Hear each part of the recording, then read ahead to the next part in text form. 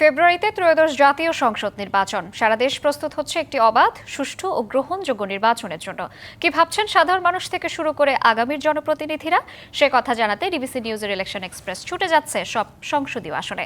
সোমবার সারাদিন ছিল সংসদীয় আসন 219 এবং 220, মাদারীপুর 2 ও মাদারীপুর 3-এ। সিএসআরএম নিবেদিত ডিবিসি নিউজের বিশেষ আয়োজন ইলেকশন এক্সপ্রেসে আপনাদের স্বাগত জানাচ্ছি। আমাদের এলাকায় এখন যে সমস্যাটা সবচেয়ে বেশি সমস্যা হলো মাদক, আর একটা হলো স্বাস্থ্য খাত। আমার মূল টার্গেটই হলো যদি আমাদের দল বা আমরা ক্ষমতায় যেতে পারি বা আমরা নির্বাচিত হতে পারি তাহলে আমি এইগুলিকে বেশি গুরুত্ব দেব। আমাদের স্বাস্থ্য এবং শিক্ষার মান, আমাদের বর্তমানে যে ক্যান্ডিডেট আছেন মাটি ও মানুষের জনতার নেতা জাহানদার আলী জাহান ইতিপূর্বেই ঘোষণা দিয়েছেন এই দুইটা বিষয়ের উপরে, এবং সামাজিক সাংস্কৃতিক যেই পরিবেশ, যে ন্যায্যতা, এটা সৃষ্টির জন্য তিনি তার অবদান রাখবেন। চাঁদাবাজি চলবে না, টেন্ডারবাজি চলবে না, জমি দখল চলবে না, এবং মাদক দ্রব্য আমার এই দুই আসনের মধ্যে মাদারীপুর 219-এর মধ্যে কোনো মাদক দ্রব্য থাকতে পারবে না। সর্বপ্রথম প্রতিশ্রুতি দিচ্ছি এটা, এবং উন্নয়ন কাজ যেগুলো আছে সেটা আমরা ইনশাল্লাহ করে দেবো। আমরা সেই জায়গায় প্রতিশ্রুতি দিয়ে আসছি।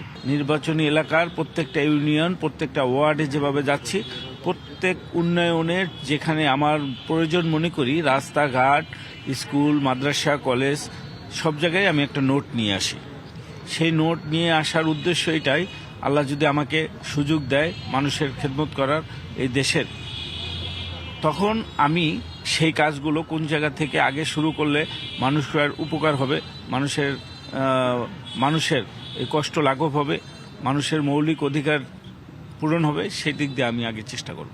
আমার এই মাদারীপুরে যে সমস্যাগুলো আছে সেই ক্ষেত্রে শিক্ষা প্রতিষ্ঠানের ক্ষেত্রে কিছু অবকাঠামোর সমস্যা আছে। এরপরে সামাজিক দ্বন্দ্বটা প্রচণ্ড আকারে আছে কিছু কিছু এলাকায়, যেটা দূর করে আমরা সহ অবস্থানের ব্যবস্থা করব। আর রাস্তাঘাট, কালভার্ট, ব্রিজ, বেশ কয়েকটা ব্রিজের প্রয়োজন হবে আমাদের, বড় কয়েকটা ব্রিজ, এবং রাস্তাঘাট, চিকিৎসা সহ সামাজিক যে সেবাগুলো আছে সেই সবগুলো সেবা। বিজয় হলে আমার প্রধান লক্ষ্য হচ্ছে ইনসাফ প্রতিষ্ঠা করা। মানুষ যদি প্রতিটি কাজ ইনসাফপূর্ণভাবে করতে পারে তাহলে তারা সব দিকেই তারা সফলতা পাবে। এগুলো 1 নাম্বার। 2 নাম্বার কাজ হচ্ছে গিয়া বেকারত্ব দূর করা। এখানে যুবকদেরকে কারিগরি শিক্ষার মাধ্যমে তাদেরকে কর্মসংস্থানের ব্যবস্থা করবে ইনশাল্লাহ। আগামীকাল সকাল 10টায় শরীয়তপুরের অন্য কোনো প্রার্থী আপনাদের সামনে আমরা হাজির হব। সে পর্যন্ত আমাদের সাথে থাকুন, ডিবিসি নিউজের সাথে থাকুন।